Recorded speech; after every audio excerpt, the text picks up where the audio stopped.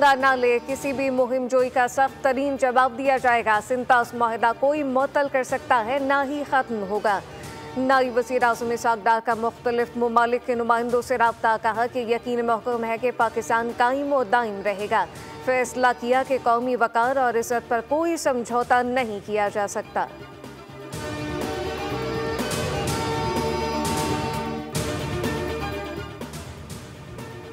Security forces की खैबर पख्तूनख्वा में 3 कार्रवाइयाँ, 15 खवारिज जहन्नुम वासिल। ISPR के मुताबिक जिला कर्क में खुफिया तला पर कार्रवाई में 8 खवारिज हलाक, जबकि शुमाली वज़ीरिस्तान में भी 4 खवारिज जहन्नुम वासिल। जुनूबी वज़ीरिस्तान में कार्रवाई के दौरान 3 खवारिज मारे गए। दहशतगर्दों से लड़ते हुए 2 जवान शहीद। शहदा में लांस नाइक उस्मान महमद सिपाही इमरान खान शामिल।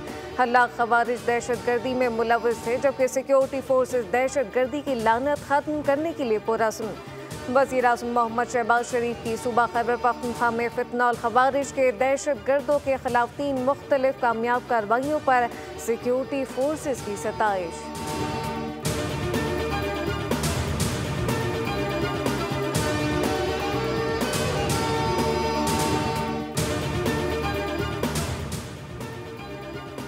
और ईरान के शहर बंदर अब्बास की पोर्ट शहीद रजानी में जोरदार धमाका, 18 अफराद जाँ बहक, 700 से ज्यादा जख्मी।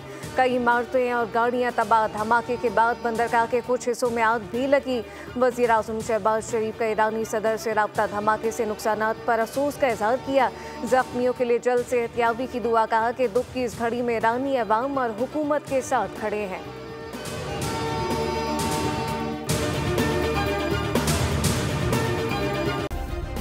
सब्सक्राइब करें और बेल दबाएं ताकि कोई खबर रह न जाए।